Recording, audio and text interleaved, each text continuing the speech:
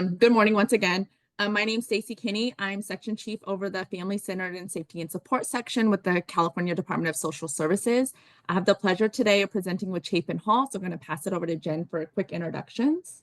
Thanks, Stacy. Good morning, everybody. We're excited to talk with you about our CQI plan. My name is Jen O'Brien. I am a Senior Policy Fellow at Chapin Hall, and we're a policy and research institute. In case folks aren't familiar with Chapin Hall, we are excited to be talking with you. Our whole focus at Chapin Hall is to focus on vulnerable children, families, youth, and communities, and to center the voices of lived experts, community experts, and tribal representatives. I'll hand it over to my colleague, Lexi Matter. Thanks, Jen. My name is Lexi Matter. I'm a senior policy analyst also at Chapin Hall. I work with Jen and Alana here in California with CDSS, helping to actualize their CQI plan. And I'll pass it over to Alana. Thank you, Lexi. Good morning, everyone. My name is Alana Barr, and I'm an associate policy analyst with Chapin Hall. Happy to be here today. I'll pass it back to Stacy. Thank you, ladies. Okay, so the workshop today kind of highlights Chapin Hall's partnership with the Department of Social Services to implement the California FFPS CQI plan. So this plan integrates data infrastructure with equity-focused continuous improvement. And today you will all learn about how the plan's framework supports monitoring of the California's 10 evidence-based practices through key metrics. We'll explore the CQI plans on tools like dashboards and plan, do, study, act models and practical strategies that can be shared to prepare CQI staff. So I want to thank all of you for being here today, and we truly hope you enjoy the workshop. Next slide. Okay, I think I will jump in and we'll go on to the next slide. Hopefully you are familiar with Menti. It's a software that's really easy to use. We thought we'd showcase it here on this first slide, and then you'll keep it up because we'll use it one more time. We just would love to know where you're coming from, what county you're working with or county you represent. So if you go, you'll see a barcode. If you pull your phone up and get your camera ready, it should be able to pop up as a link with your camera. Or you can go to menti.com, just minimize this Zoom screen and go to menti.com on your computer. And then we'll put in the chat for you that code so that if you minimize your screen, you still have access to it, 77371108. And then you'll be able to get into Menti. Oh, we see Dad's populating. That's fantastic. Thanks, folks. It's not a strange app. If folks are familiar with it, that's wonderful. And if you're consultants like us, you might be representing or working with a county. We'd love to know that too. So feel free to put those dots up there.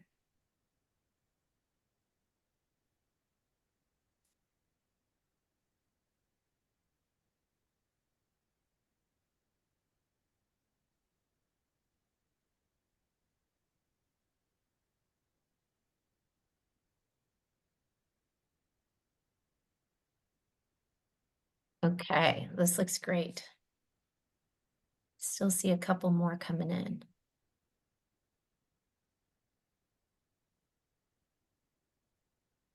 I love that we have representation across the entire state. That's phenomenal.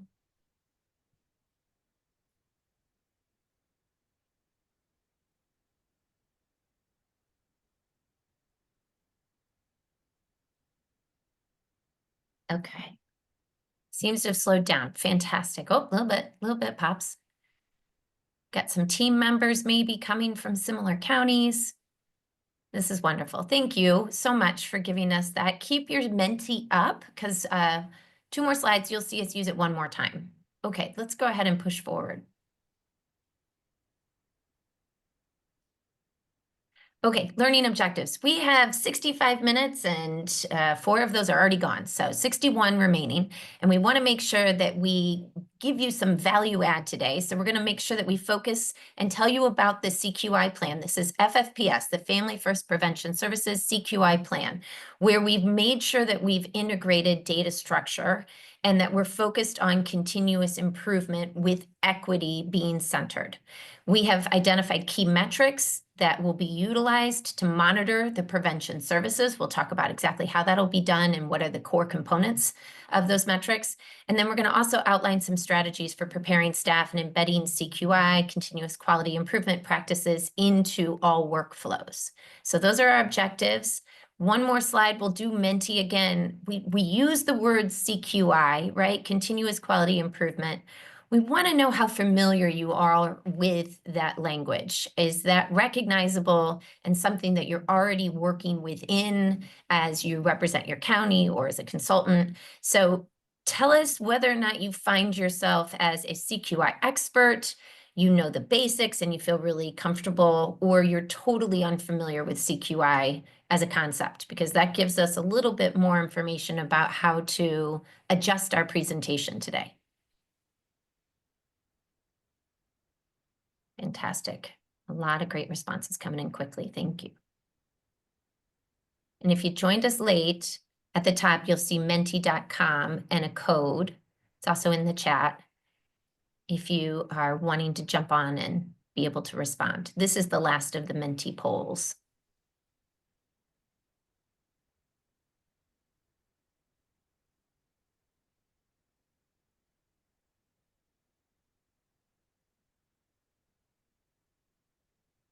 Okay. Some good responses coming in. And a lot of us centering in that I know the basics, and 5 who are experts, which is fantastic. We will draw upon your expertise. Please feel free to jump in. Folks who find themselves in that expert range at any point throughout this presentation, we welcome your contributions. Folks who are finding themselves in the I know the basics, wonderful. We're going to give you some in-depth understanding of how we are defining continuous quality improvement within the Family First Prevention Services Program, and exactly how we're going to proceed in measuring the effectiveness of the evidence-based practices that have been included in the California Prevention Plan.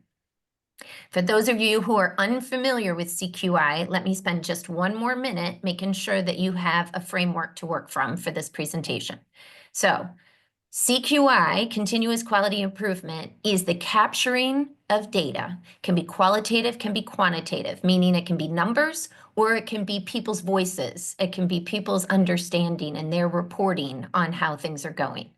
And then analyzing that data, looking at it through a critical lens to help you begin to understand what that data is telling you, whether or not there's successes and strengths of your implementation of your evidence-based practices, or if there's challenges and areas to improve upon.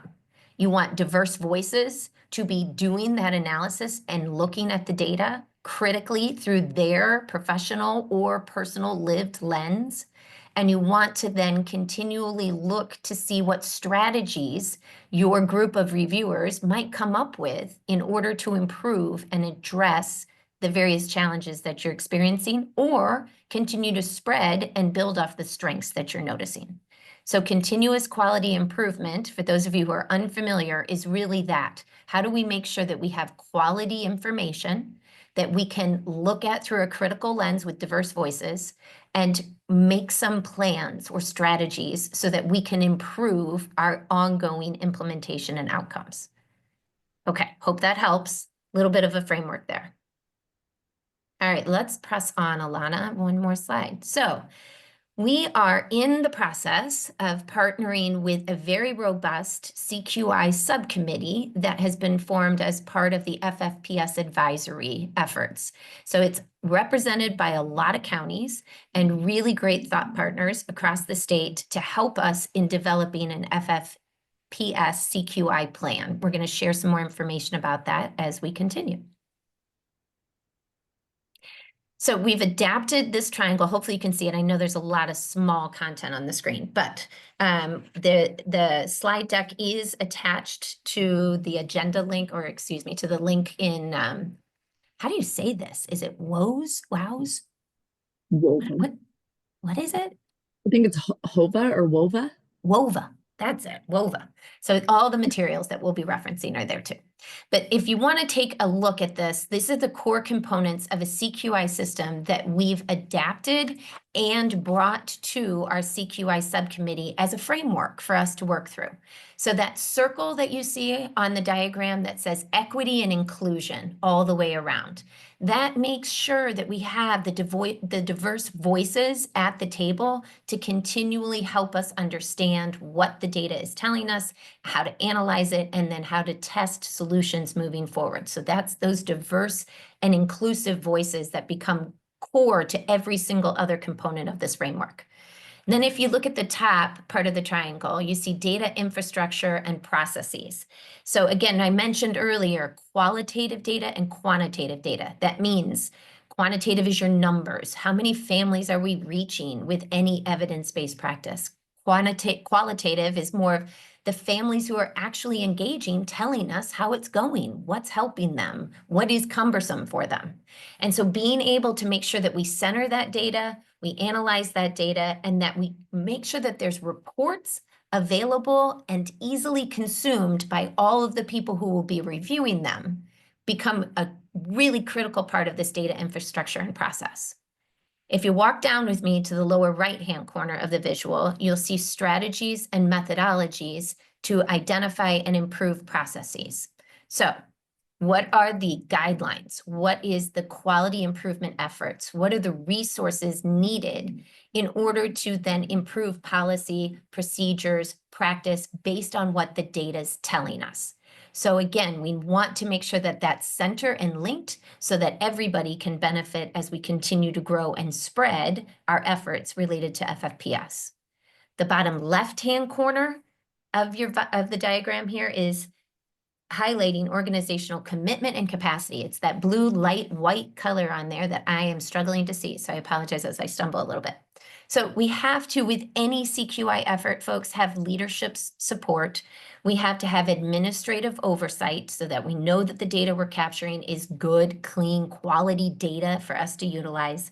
And we need to have clear, measurable outcomes that align with the bigger vision, the bigger mission, the initiatives that are centered to California.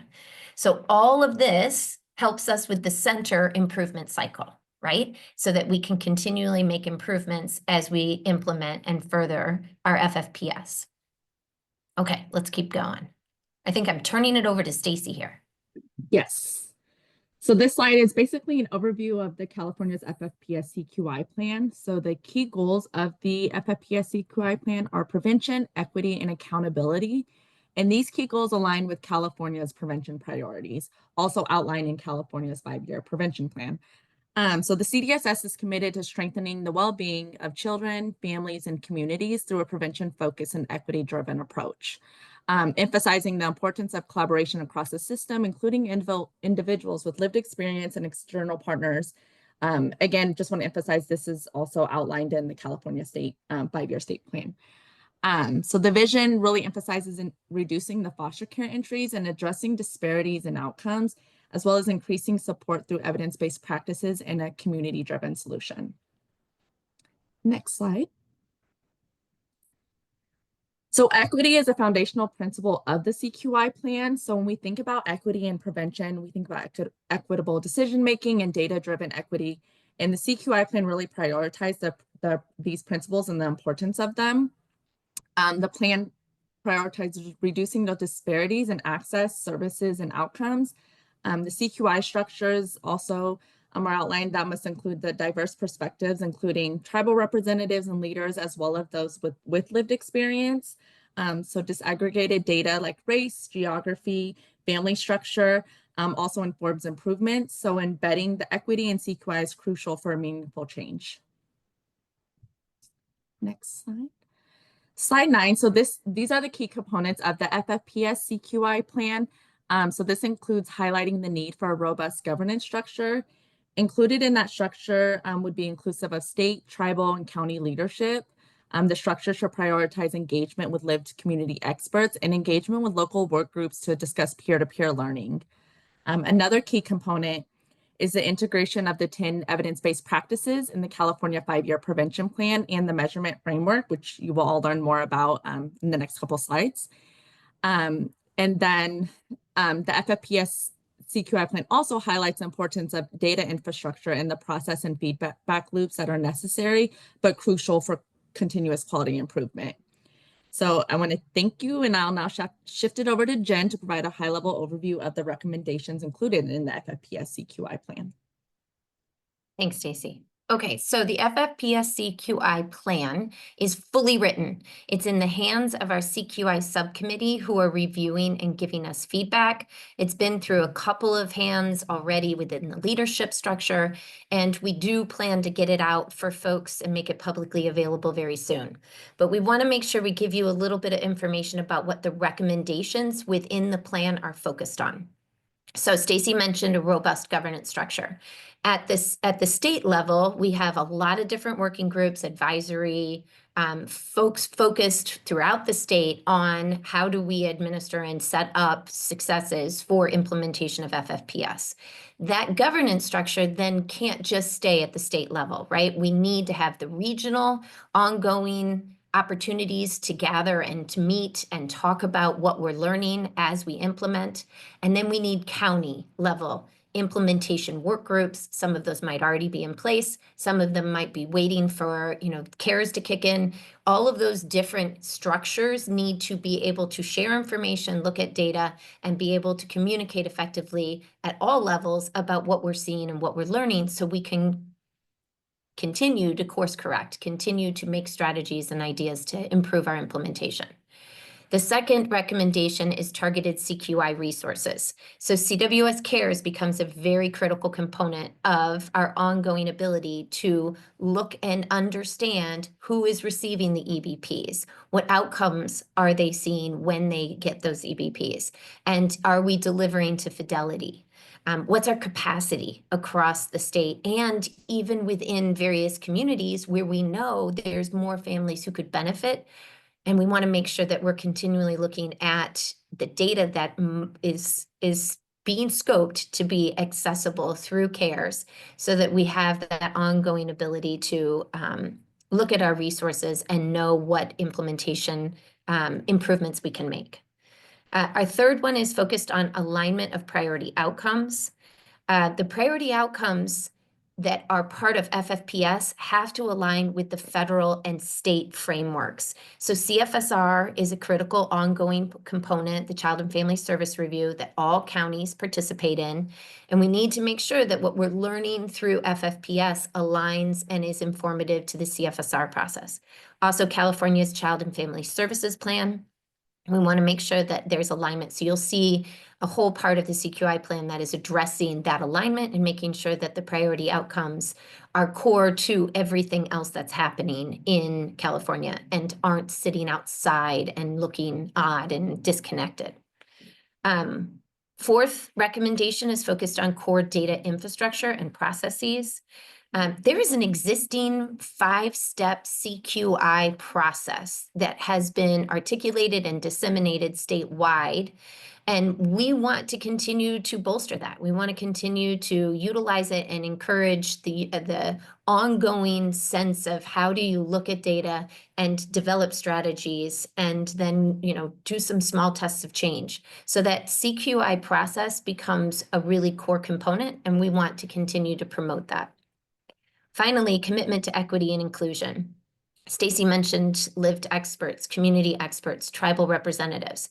Our CQI plan is developed in a way to recommend the compensation and plan for CDSS resources to be applied, so that every county with a comprehensive prevention plan or doing prevention work has the ability to compensate a lived expert, a community expert, and a tribal representative to continually be a part of their individual ongoing county implementation of FFPS.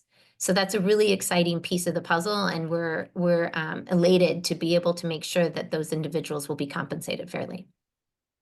Okay, let's go on to the next slide. Okay, so I mentioned core data infrastructure as one of our recommendations. This just gives you a little bit more information about how we plan to evaluate the implementation and effectiveness of each EBP. Effectiveness of each EBP, folks, has to be drilled into the people being served. So we have to be able to look at the race, the gender, the area of the community that they live in, and be able to distill the information based on their experiences and their backgrounds. We also have to assess program success to ensure that the EBPs meet their intended outcomes while addressing prevention priorities and state-defined objectives. We're going to share the results with partners, families, community, tribal representative, policymakers, and again, that whole governance structure. How do we make sure it gets up to the regional level? How do we make sure it gets up to the state level so that we can share those learnings? And then store and access both the numbers data as well as the qualitative, the verbal data that comes to us via a robust data system. And so looking and partnering with the CARES folks to make sure that we're building that robust data system to support all levels of the governance structure's use of it in understanding what's working and what needs some course corrections related to FFPS. Okay, I think one more slide for me. Equity and data use. Okay, using data to drive equitable outcomes. I mentioned this a second ago, but equity cannot be mentioned enough, right? We have to focus and look at the data through the lens of disparity in service access, disparity in fidelity, disparity in outcomes in order to guide our real-time improvements, right? So we want to disaggregate all of the data that comes in through the program by looking at it through race, ethnicity, region, service types. And we have to then be able to identify the disparities and make the plans, the strategies, identify strategies to better implement or course correct. I keep using that word. I like that word. Can you tell? Because it is all, CQI is all about course corrections. Okay, I think this is the end of my section. Stacy, any questions thus far that we need to turn to? No questions yet, not in the chat. I'm not sure if folks want to, if they can come off mute and ask questions. But if so, definitely welcome that. Okay, Alana, over to you. Thank you, Jen. So as Jen and Stacy mentioned, there is a lot of important information and data that comes out of these EBPs. And so the measurement framework is kind of this toolkit essentially used to monitor prevention services. So in a second, I'll take a deep dive into what the measurement framework means. So just wanted to provide this overview of the 10 evidence-based programs that are included in California's 5-year prevention plan. You'll see those on the left-hand side. In that middle column are the types of categories that each EBP is categorized as. All 10 of the EBPs are rated as well supported on the Title IV clearinghouse. And then in that rightmost column, you'll see the age of eligibility of the child or youth who would be undergoing this intervention. So just wanted to put this slide up as a refresher. But the measurement framework has 4 domains that we have applied to each of the 10 EBPs. So the 4 domains are capacity, reach, fidelity, and outcomes. So with capacity, we want to assess the degree to which the agency here could mean, the child welfare agency or any other coordinating agencies that might be involved in the implementation of the evidence-based program, such as maybe a Department of Health or mental health, behavioral health, probation, juvenile justice, etc. The degree to which these agencies devote the necessary resources to support the implementation of prevention services. Largely, capacity measures here mean things like staffing, how many full-time versus part-time staff is the agency allocating to each of these prevention services?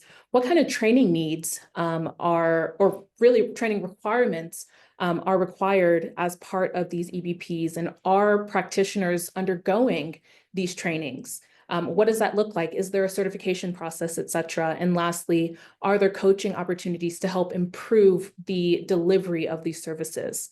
Capacity measures have a lot of overlay with the fidelity domain, especially in terms of things like keeping track of ongoing coaching and training and certification. And you'll see that as I get through the fidelity slide in a couple slides. The next domain is REACH. This is related to children and families who are referred to services, their referral status, and whether or not they started the EBP, and then if they actually completed the EBP. So wanting to track things like, how many families are coming, or how many families are being referred to these EBPs, what are their demographic information, where are they geographically located, those types of things. Once they've been referred, how many of them actually start the EBP? If they don't start, why not? Is it an eligibility issue? Does the family decline service, etc.? So wanting to keep track of those reasons for families and children, maybe not starting the EBP. And then for those who do start, how many of them actually complete the EBP? And if they don't, why not? So again, keeping track of all of this quantitative data is very important. Next, fidelity. Fidelity measures the degree to which the EBP was carried out in accordance with the model purveyor.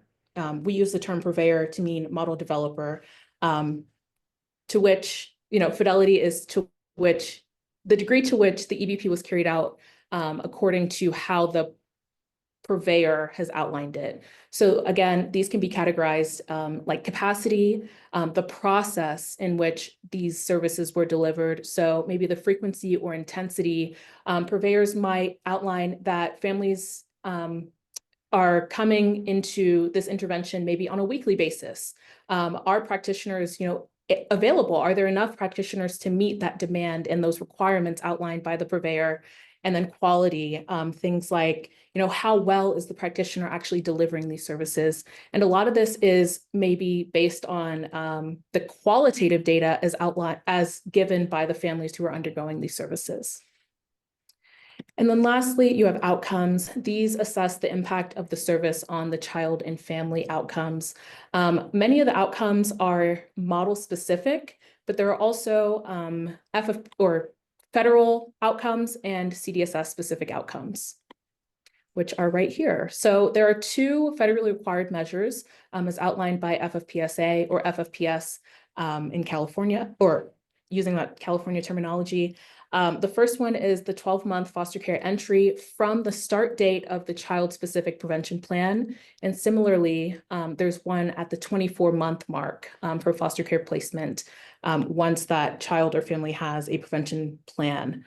For the CDSS specific measures, some of these might be familiar to you. The first kind of grouping are the FM, VFM, and 602 cases, wanting to keep track of reopenings, substantiated allegations, probation petitions, and wardship.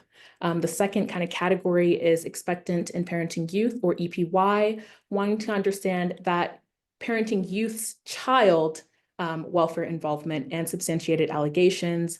And then lastly, the one that's maybe a little bit less maybe familiar to some of you are community pathway families, looking at their well-being indicators, how many case openings, and any substantiated allegations. So also wanted to provide a bit of context about how exactly we developed and then applied the measurement framework to the 10 evidence-based practices. So about this time last year, we engaged 11 evidence-based evidence-based practice purveyors.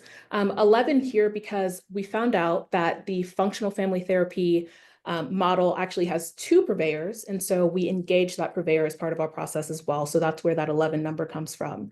But about this time last year, we engaged all 11 purveyors to gather their model-specific requirements and information about their reporting capabilities. So some purveyors shared that they already have, a data system that they provide to all practitioners, all agencies that deliver their model, which is, really important information for us to know. Others are, mostly provider-led, meaning that providers are responsible for keeping track of all of their data, all of their outcomes, all of their requirements on their own. So that might look like keeping track of this information in an Excel spreadsheet, for example. How might the information be shared with the county representatives or ultimately rolled out to the state level? And so understanding, the model requirements and reporting capabilities was really important for us to understand. And then moving into kind of late spring, early summer, we also met with 10 county level providers who are currently implementing FCU, so Family Checkup, Healthy Families America, HFA, multisystemic therapy, MST, parents as teachers, PAT, or parent-child interaction therapy, PCIT, to ultimately validate all of that information that we gathered from the purveyors earlier in the year. Just really wanting to learn about their current data collection, any gaps maybe in reporting and data collection, and just get a better understanding of what they're currently doing right now. Then going into the summer, we formatted the measurement framework as it applies to those 10 evidence-based practices and presented 2 models per meeting to our CQI subcommittee, just again, sharing this information, getting everyone's feedback, helping them understand, what we're doing and what we're hoping to do with the measurement framework. Also, at the same time, we presented the measurement framework to some of the California state level subcommittees, or the subcommittees. So the Title IV-E Advisory Subcommittee, the Community Pathway Subcommittee, and the Training and TA Subcommittee. Again, just informing them of what we're doing and keeping them informed of what might be changing over the next couple of years.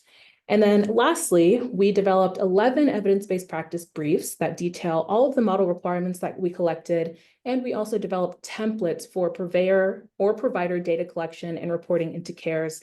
Lexi will touch on this a little bit later, but the templates essentially are used or will be used to capture all of this information as it pertains to each evidence-based practice. So I mentioned the briefs. We did develop 11 briefs that synthesize information about each EBP, including their data collection and reporting requirements as operationalized under the prevention plan that Stacy and Jen mentioned before. These briefs are currently available on the CFPIC website, so please feel free to download them, look at them, and get up to speed on what the measurement framework entails and what is to come. Each brief contains an introduction and overview of the program, the EBP, how success is measured in each EBP, the measurement framework, again, capacity, outcome, fidelity, and outcome and reach information, resources such as who to contact if you have any questions, references, and then the appendices with all of the templates that track the model-specific outcome and fidelity measures that are specific to each model. And these templates will be completed by either the purveyor or the provider, again, depending on the current data collection strategies as outlined by the purveyors.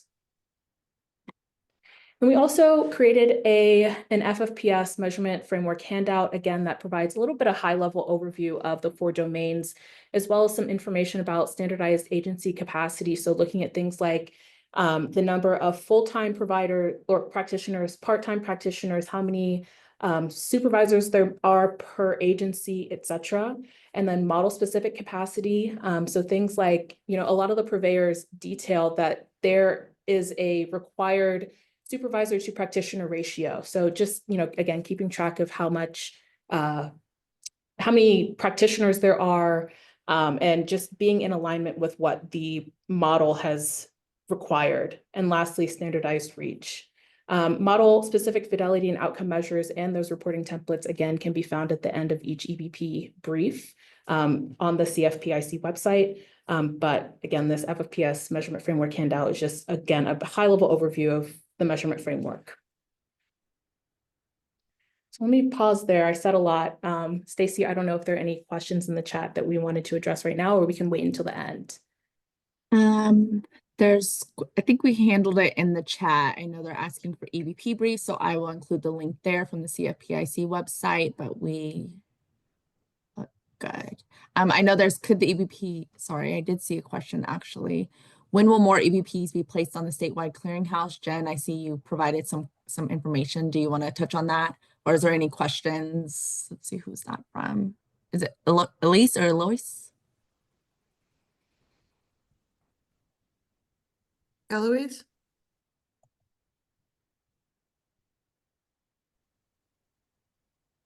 Eloise, did I answer your question in the chat? Yes, I think so. Thank you so much. Yes, you bet.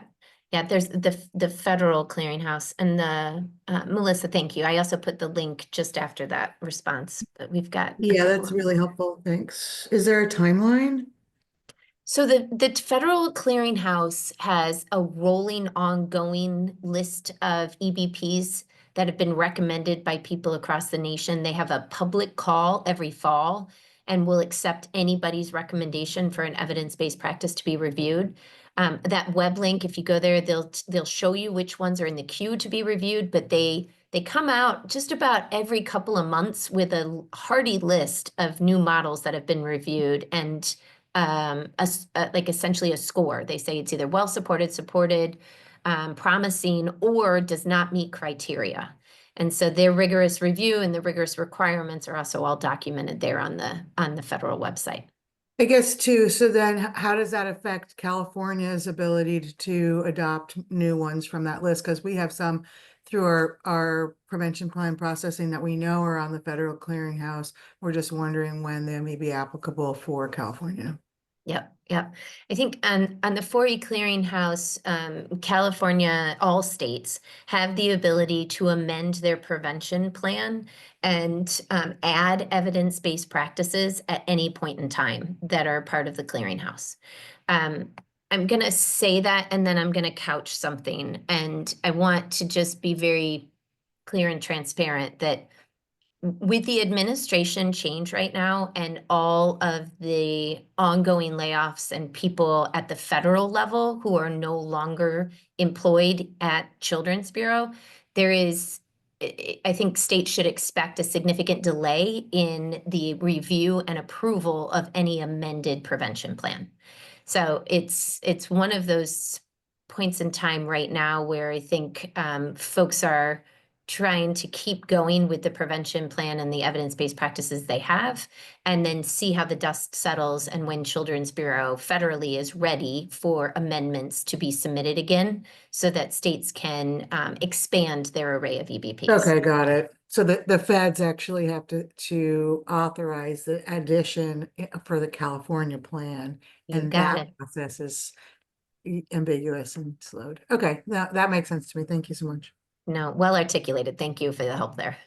We have one more question from Maria. Will the CQI plan attend to the provision of economic and concrete supports as part of the community pathway? That feels very important. Yes, some of the evidence-based practices already included in the California plan, like HFA, Healthy Families America, does allow for economic and concrete supports to be provided to families while they're receiving that home visiting service. I think a lot of the counties, and I know, Stacey, you might be more well positioned to talk more about, some of the stuff with CalWorks and CalAIM and, various programming that's available to support TANF, of course. I know California has one of the title waivers for Medicaid waivers, right? So there's a lot of different efforts to try to increase concrete and economic supports. And a lot of ongoing, probably county-based initiatives. But Stacey, I don't know if there's anything else that you'd add there. I don't have anything to add, but we're still kind of in that development stage of working with those partners, and I'm here even at CDSS and ensuring that they're at the table as well with developing these plans and kind of the resources that they have, and kind of just learning from each other on how to make sure that it's included, especially in that community pathway. So definitely a conversation that we're having right now in our community pathway subcommittee. So those things are definitely being taken into consideration. Evidence has been gathering the evidence related to economic and concrete supports and partnered with PCG, another consulting group, to develop a manual for concrete and economic supports, and has submitted to the Title 4E clearinghouse a recommendation based on all of that research and all of that evidence to say this should be listed as a model that states can utilize. So that's in motion. If you go on to that website with the federal 4E clearinghouse and put in economic and concrete supports, you'll see it's in the list of evidence-based practices to be reviewed. Hasn't been reviewed yet, hasn't been accepted yet, but it is in the motion because, again, it absolutely is critical to the work that we're doing.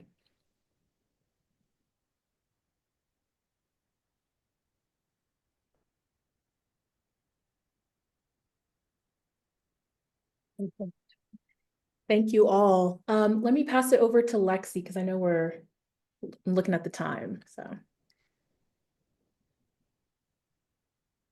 All right. So I drew the short straw and now have to get through about 30 minutes of content in whatever we have left here. No, I'm joking. But I want to now try to operationalize what is the the important pieces of our CQI plan in what this all means for you now in your local counties. Just want to make sure I have my notes up here. Okay, so, whoops, let me get to my next slide. So embedding CQI practices isn't about just adding more work. It's really about changing how we do this work every day.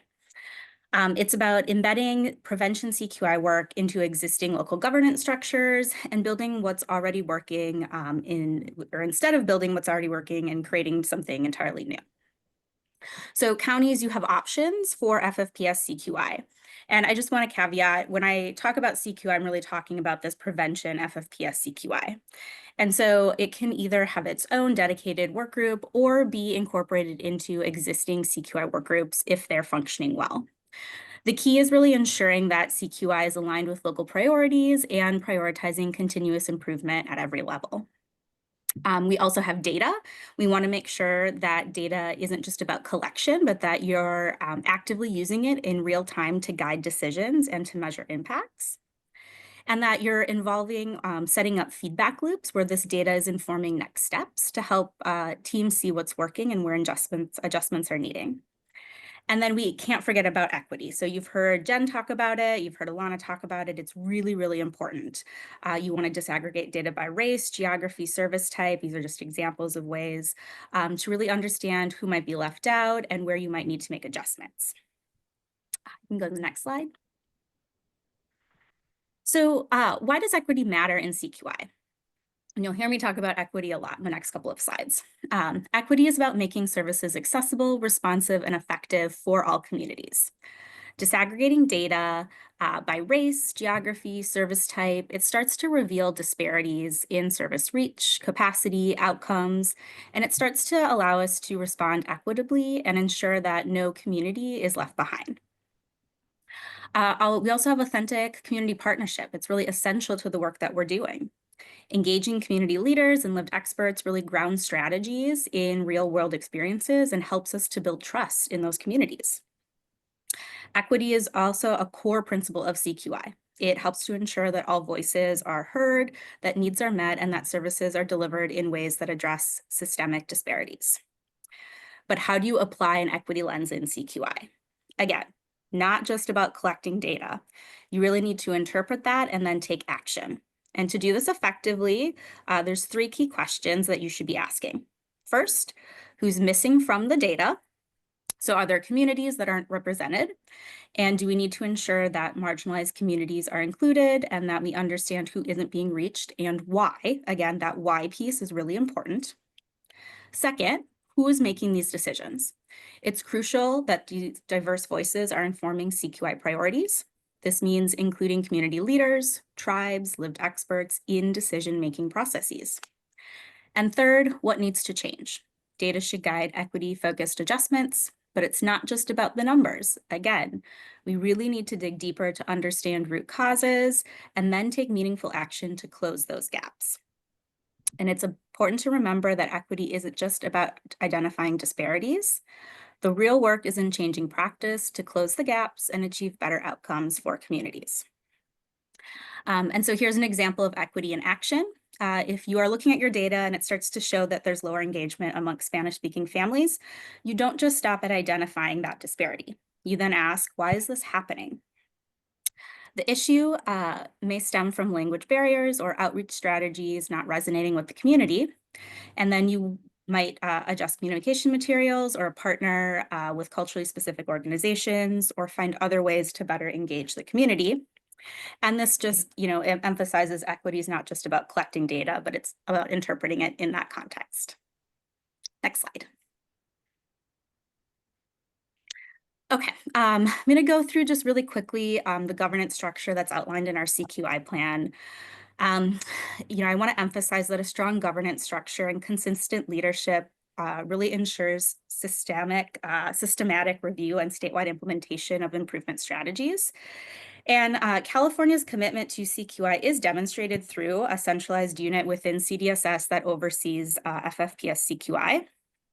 They're also collaborating with CPOC and CWDA to enhance strategic oversight. It also includes collaboration with tribes, lived experts, and community experts. So at its core, we have the FFPS Advisory Committee. This provides oversight and monitoring of the 5-year prevention plan. We also have the 4 subcommittees. I think both Jen and Alana maybe had mentioned those, but the CQI subcommittee has been the primary subcommittee we've been working with that has provided feedback and oversight of the CQI plan.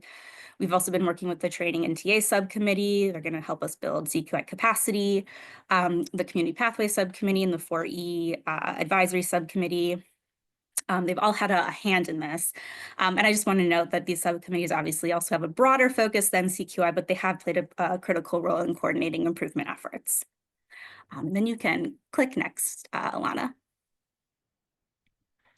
And so then on the bottom half, we have the county level governance, and county ensures FFPS CQI practices are embedded into local decision-making and workflows. So you'll see here, and this was one of the things from the chat, but the Prevention Continuous Quality Improvement Collaborative, or the PCQIC.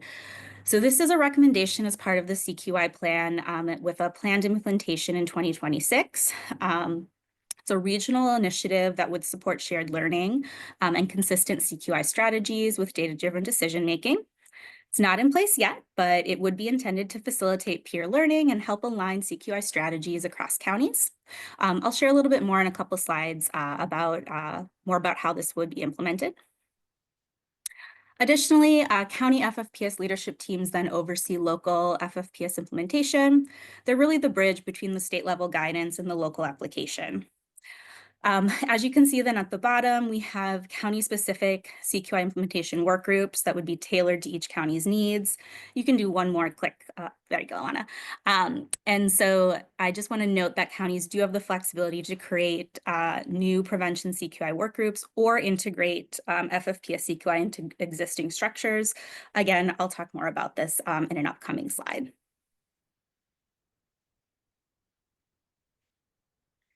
All right, so now we're going to talk about just how feedback loops, I'm going to go through this kind of quickly, ensure that data flows seamlessly between county, regional, and state levels. This flow of information helps to support data-driven decision-making. So first, it starts with the CDSS FFPS team. They start the process by using regional reports to refine statewide goals, identify trends, monitor priority outcomes. They can look at county performance, pinpoint maybe higher performing areas and maybe areas that need more support. Go to the next one. Then it goes down to those statewide committees that we had been talking about. They can track and monitor progress, analyze trends. They might delegate issues to other subcommittees for another deeper dive analysis and planning. Next. Then once we get that Prevention CQI Collaborative established, that can enhance that regional learning and support more data-driven improvement. They can review regional data, help to identify issues, really enhance that regional peer learning. Next.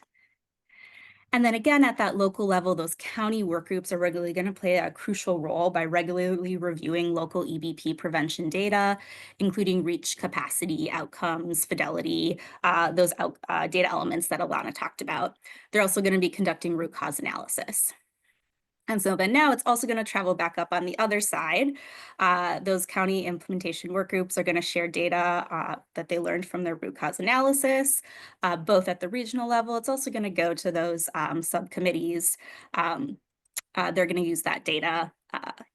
Next, you can just click through them, Alana. It'll probably just be easiest. The Prevention Collaborative then can use that aggregate of data, identify regional trends. The statewide committees, again, use this data to inform statewide priorities, align strategies, and then finally the feedback loop circles back up to that CDSS team. They're going to use it to inform all levels and refine their statewide goals, identify priority outcomes. It closes that feedback loop and makes sure that data flows from both top down and bottom up. and then one more animation. Lastly, and I'll talk about how CARES is going to support data at all levels, but we will have anticipated in the CARES build CARES dashboards that will provide real-time data access, ensuring that the decision makers have the right information when they need it. All right, next. Okay, so what does this all mean then for you and your county? So in the CQI plan, our best practice recommendation is to establish dedicated CQI implementation work groups that align with the specific EBPs that are outlined in your county's CPP. This targeted approach really supports fidelity and then will help to address challenges unique to each EBP. So this would mean if you are implementing motivational interviewing, you'd have an MI work group. If you're implementing home visiting EBPs, you'd have dedicated home visiting CQI work group. And if you were implementing mental health EBPs, you'd have a dedicated mental health CQI work group. By aligning work groups this way with the specific EBPs, then you'd be better able to identify trends, look at the data together, identify challenges and opportunities for improvement. However, counties, you have flexibility to adapt or create, the work groups, your CQI work groups in the way that you need to ensure local relevance and alignment. So for example, if you're a smaller county, you may adapt an existing CQI team that's functioning perfectly well right now, or you may say, I need to actually create a new one to align this with what's in my CPP. By leveraging your existing strengths and involving diverse stakeholders, you can do what's going to meet the need for your county.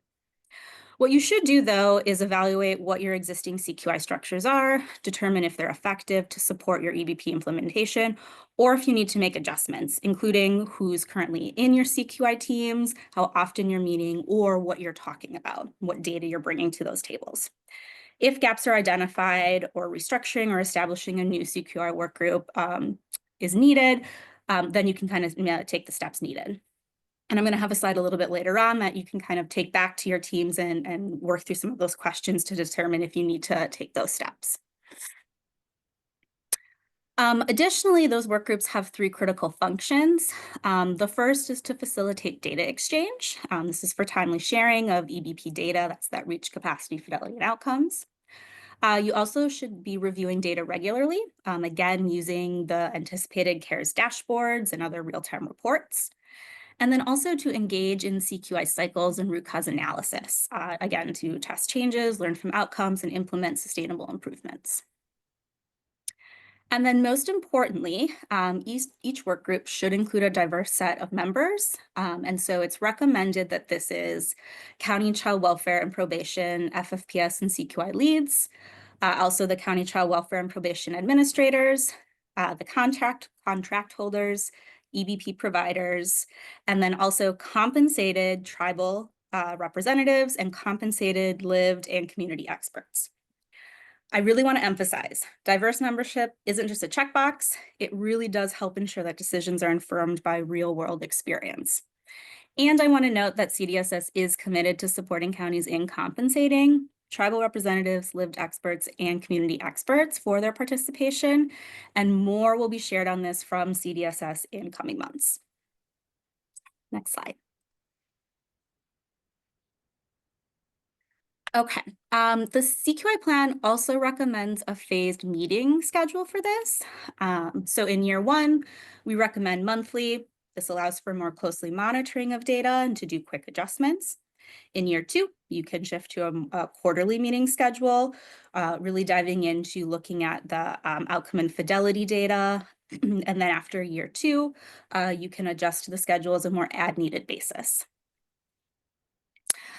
It's also recommended that these work groups use 3 key data analysis techniques. This would be descriptive analysis, root cause analysis, and then also comparative analysis.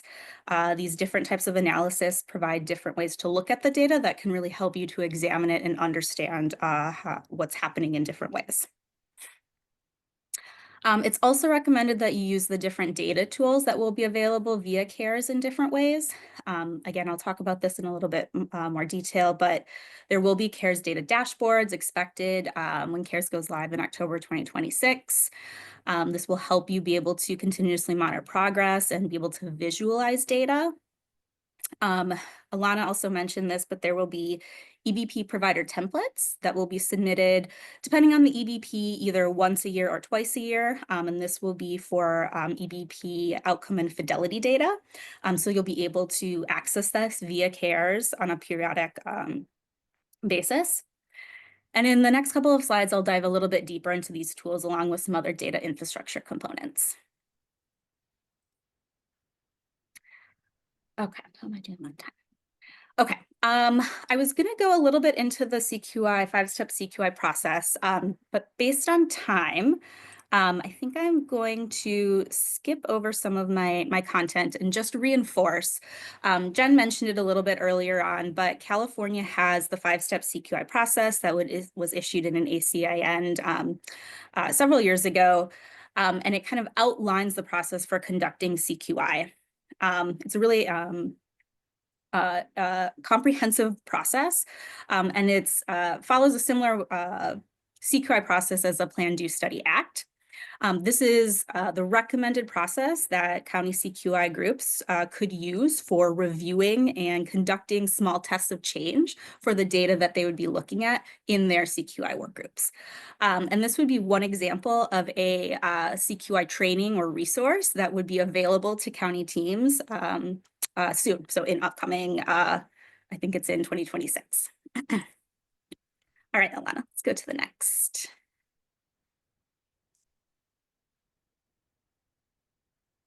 Okay.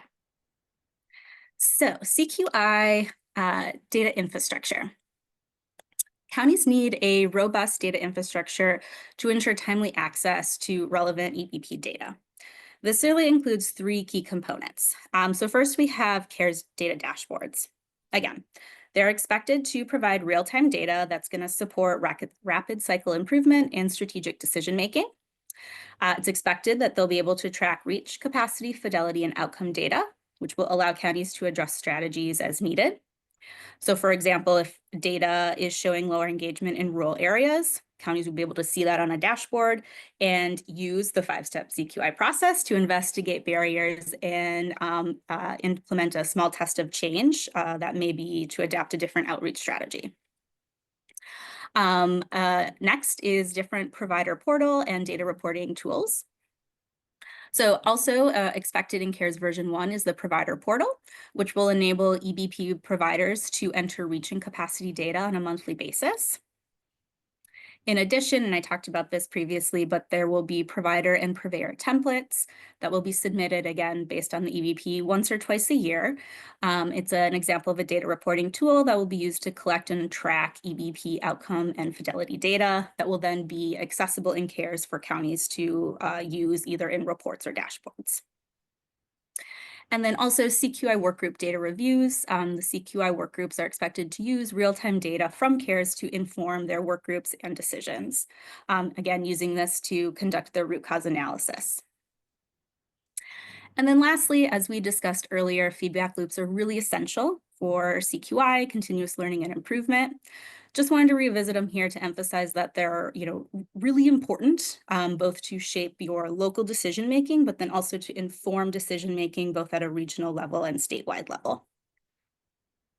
All right, next slide. Okay, so again, emphasizing and applying an equity lens, it's very important. Equity matters because disaggregating data reveals disparities, again, in access and quality and outcomes. Without this breakdown, we really risk overlooking who is effectively served and who might be left behind. Equity-focused data reviews ensures that services are accessible, responsive, and effective for all communities. This builds on our earlier discussion about using disaggregated data to identify trends and challenges. Again, it's not just about seeing the data, it's about understanding the story behind the numbers and then actioning on it. So to apply an equity lens, counties again should focus on 3 key actions. Disaggregate and analyze data regularly. This helps uncover systemic disparities and track equity-related outcomes over time. It supports proactive decision-making and ensures disparities are addressed early and do not become entrenched. Engage lived experts and community representatives. Cannot stress this enough. Lived experts validate data findings and provide critical context, helping to interpret data trends. Their insights ensure that strategies are relevant, realistic, and responsive to community needs. And inform equitable policy adjustments. So the data findings, what you learn from your Plan, Do, Study, Act, your CQI process, should guide the policy changes, not just data informed, but community driven. It really reinforces that continuous improvements by making equity a central component of CQI. So here's what equity looks like in action. Again, if data shows lower engagement among rural families, CQI teams can explore geographic barriers.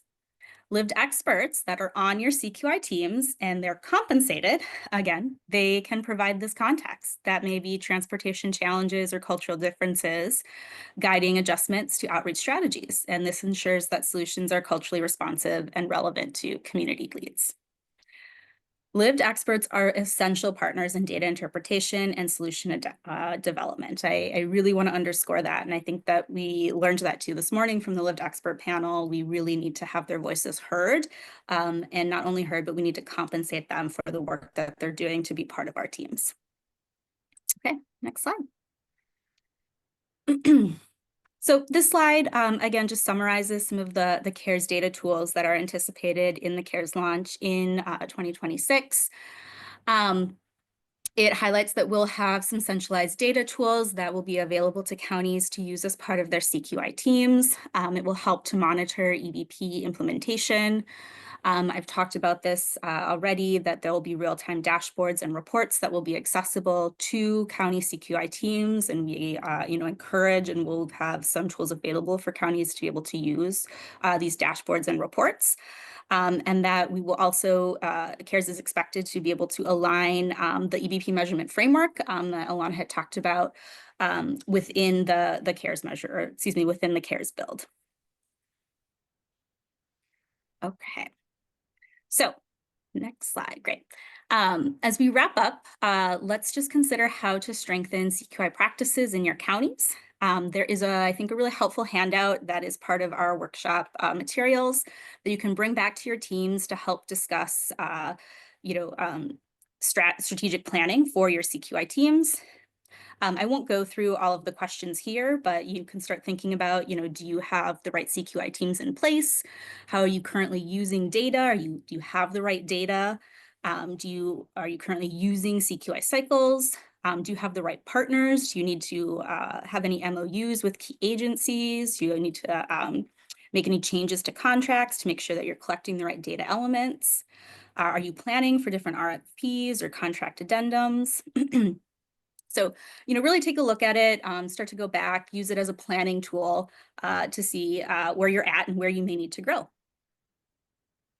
And then lastly, make sure I'm on time here. Okay, so here's what you can expect. There's some upcoming trainings and resources, some things that might be coming soon. We're planning or currently planning in development for a county CQI survey that's currently in development, but just going to help us try to get a better understanding of where county CQI structures currently are. That will help us to figure out what additional training and support and resources are needed.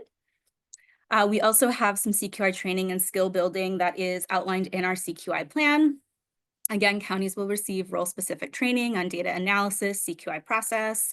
There'll be training on the EBP measurement framework, including tracking reach, capacity, fidelity, and outcomes. Counties will receive resources and support for engaging lived and community experts in FFPS CQI work, including compensation strategies and data literacy, also support for culturally responsive tribal engagement. I had talked about too participation in the Regional Learning Collaborative, the PCQIC. More information will come on that. And then also counties will have access to the CARES data dashboards, implementation guides, things like that. Okay. Passing it, I think, back over. Oh, I think to Jen.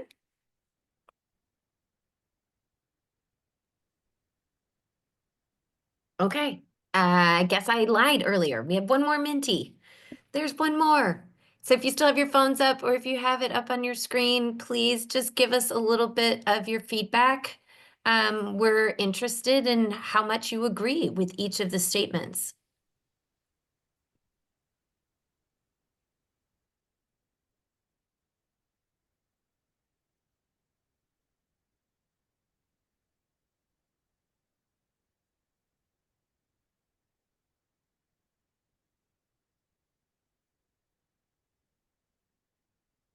Love how far we are on your teams, including diverse stakeholders already. That's phenomenal.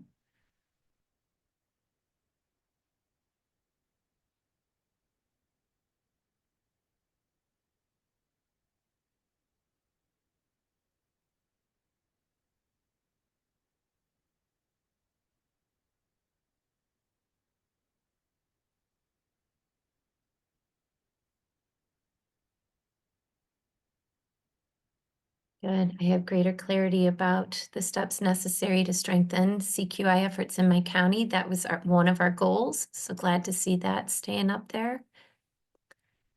And none of these are on the strongly disagree side, so that's wonderful. And for clarity, again, I think Lexi's last slide talking about the ongoing TA and support that we're committed to providing, CDSS is committed to providing. We know we can't do this just through this one and done presentation. There's all kinds of ongoing supports being planned as we get closer to the CARES launch so that we can help the counties be as successful as possible with their implementation. You guys, I think we're at time. I think we're all willing to stay on if there's questions or if folks want to just chat a little bit. Oh, one more Menti. Anything that you're worried about or have remaining questions about? If you want to answer that, but we also realize we're cutting into your lunchtime. So feel free to drop if you need to, but if you like to stay and just even voice some of these out loud, we welcome it. I see a question in the chat too. Thanks, Melissa.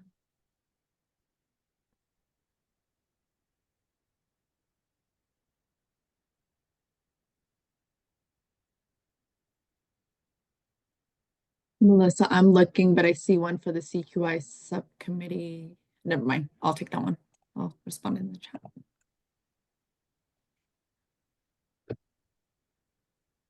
Can't see the poll I chat. was referring to the question about strategies for engaging and including unheard voices.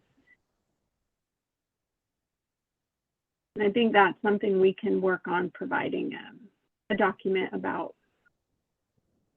We could. It's also, if I can add to some of what we're planning for supporting lived experts, community experts, and tribal representatives.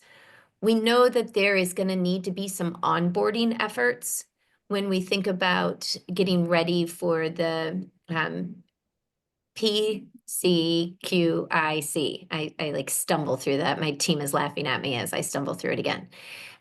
Because I think there's a lot of prep work that county staff need in order to embrace those voices at the table, empower them. But then there's also prep work for those individuals to feel like they're ready and that they have an ongoing support structure for their contributions, to help them plan, to help them deliver, to have their backs.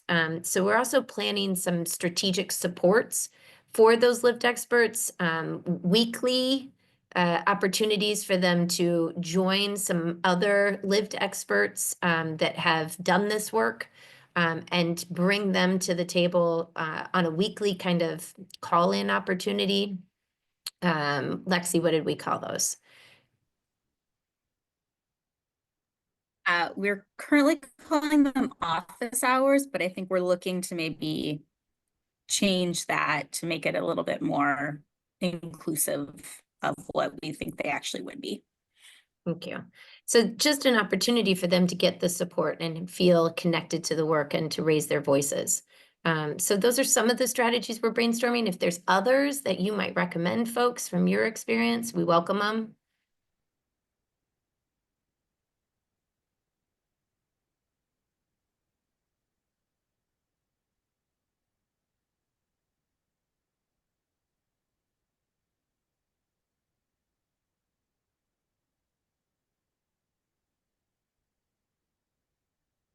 Oh, if you want to get involved in the CQI subcommittee, Melissa, there's plenty of opportunity for folks to still do that.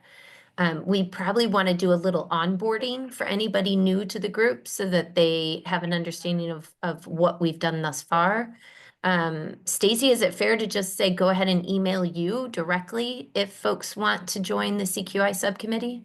Yes, for some reason I was trying to respond to Ashley, but it won't actually let me like send my response. So we definitely have that available. We have an onboarding thing. We're actually working with Melissa and CFPIC to kind of assist us with that. So there's definitely opportunity to really engage in any of the subcommittees. So just send an email to me. I'll put it here in the chat if you're interested, and we will coordinate next steps.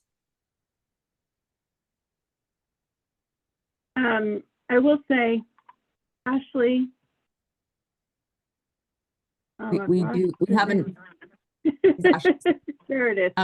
Yeah, we have onboarding actually with some folks from social change next week. That's what I was trying to say, and we could easily add you to that, Ashley. So. Great. If you want to put your email in the chat, since we're a small group now. Yeah, and I can talk to the folks that you'll be on the call with too. Yeah, talk to Sean. Yeah. Well, yeah, that sounds great. Okay. Any other questions, folks? Thoughts, reactions? We welcome them.